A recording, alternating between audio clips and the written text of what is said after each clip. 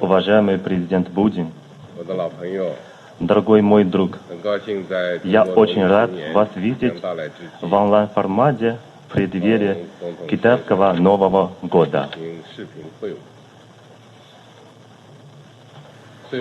На пороге года самое время подводить итоги и строить планы на будущее. В 2024 году мы с вами трижды встречались в Пекине, в Астане и Казани. И мы вышли на целый ряд важных договоренностей. Мы торжественно отметили 75-летие установления дипотношений между Китаем и Россией. Китайско-российские отношения, стержнем которых являются вечное добрососедство и дружба, всеобъемлющее стратегическое взаимодействие, взаимовыгодное сотрудничество и обоюдный выигрыш, приобретают всю новую жизненную силу. Год в коридоре Китая-России проходит не без ярких моментов. Поступательно расширяется двустороннее практическое сотрудничество, сохраняется уверенная тенденция к росту во взаимной торговле, а восточный маршрут газопровода Китай-России выведен на полной мощности раньше запланированного срока. Стороны плотно взаимодействуют в рамках ООН, ШОС, БРИКС и других международных площадок, что приносит больше позитивной энергии реформированию и совершенствованию системы глобального управления. Этот год проходит под знаком 80-летия победы китайского народа в войне сопротивления японским захватчикам, победы Советского Союза в Великой Отечественной войне и победы в мировой антифашистской войне, а также 80-й годовщины ООН. Будем вместе с российскими коллегами в этом контексте поддерживать ООН-центричную международную систему, отстаивать победу во Второй мировой, добытую кровью и жизнью миллионов людей, защищать права Китая и России в качестве стран-учредителей ООН и постоянных членов Совбеза. В новом году готов вместе с вами вывести китайско-российские отношения в новую высоту, противостоять внешней неопределенности на основе сохранения стабильности и стрессоустойчивости китайско-российских отношений во имя развития и процветания двух стран, международной справедливости и равноправия. У меня пока все. Спасибо. Благодарю вас, уважаемый председатель Си Цзиньпинь. Дорогой друг, искренне рад вас приветствовать и иметь возможность переговорить по сложившейся доброй традиции в начале года, чтобы подвести итоги работы за прошедший период, наметить новые планы по развитию российско-китайского всеобъемлющего партнерства и стратегического взаимодействия.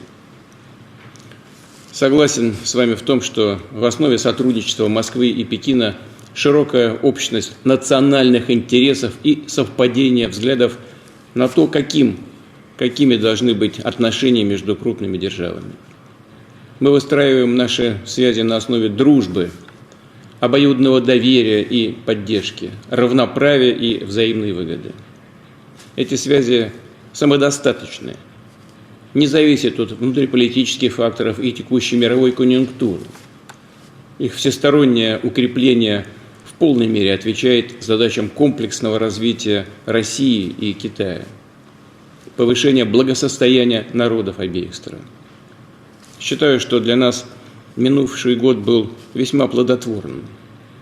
Мы широко отметили 75-летие установления дипломатических отношений. В ходе майского визита в Китай вместе с вами дали старт масштабному проекту перекрестных годов культуры. Полезные переговоры состоялись в июле на полях саммита Шанхайской организации сотрудничества в Астане. Вы сейчас только что об этом сказали. И, конечно же, был рад встретиться с вами в октябре в Казани. Пользуясь случаем, хотел бы вновь поблагодарить вас за поддержку российского председательства в БРИКС. Мы координируем наши шаги и на других многосторонних площадках. В Организации Объединенных Наций, и ее Совете Безопасности, в ШОС, в группе 20, в АТЭС. Совместно выступаем за построение более справедливого многополярного миропорядка, ведем работу в интересах обеспечения неделимой безопасности на евразийском пространстве и в мире в целом. С уверенностью можно сказать, что внешнеполитическая связь, совместная работа России и Китая объективно играет важную стабилизирующую роль в международных делах. По итогам года, несмотря на негативное воздействие извне, удалось выйти на новые, хорошие показатели во взаимной торговле. Хотя мы посчитали данные пока только за 11 месяцев, второй оборот продемонстрировал рост более 7% и достиг более 220 миллиардов долларов. По китайской статистике весь год он составил почти 245 миллиардов. Китайская Народная Республика – наш основной торговый партнер, а Россия уверенно занимает уже 5-е место в списке стран торговых контрагентов Китая. Китай является крупнейшим потребителем российских энергоресурсов. Мы удерживаем 1-е место по объему экспорта в КНР нефти. 5 лет назад вместе с вами дали старт эксплуатации газопровода «Сила Сибири». Сегодня же Россия вышла на 1-е место по поставкам в Китай природного газа. В декабре 2024 года подписана дорожная карта о реализации комплексной программы сотрудничества по реакторам на быстрых нейтронах и замыканию ядерного топлива, ядерного топливного цикла, а это технологии будущего атомной энергетики. Успешные совместные проекты реализуются в промышленности, транспорте, сельском хозяйстве и других областях. Хорошо зарегламентовала себя практика проведения в провинциях КНР ярмарок товаров, сделанных в России. Расширяются гуманитарные связи. В рамках перекрестных годов культуру только в соответствии с российским планом в обеих странах уже проведено свыше 130 мероприятий.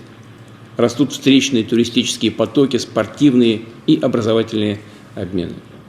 Господин председатель, в нынешнем году мы готовимся достойно отметить 80-летие Великой Победы.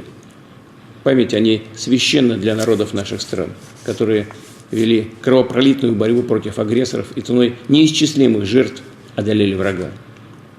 Нельзя позволить идеологии фашизма, нацизма и милитаризма вновь поднять голову. Важно совместно с другими нашими единомышленниками бережно хранить и отстаивать историческую правду. Дорогой друг, хотел бы теперь уже лично поздравить вас и дружественный китайский народ с новым 2025 годом и наступающим праздником весны. Позвольте пожелать вам крепкого здоровья и удачи, как в Китае говорят, удачи в 10 тысячах дел. А вашему народу мира и процветания.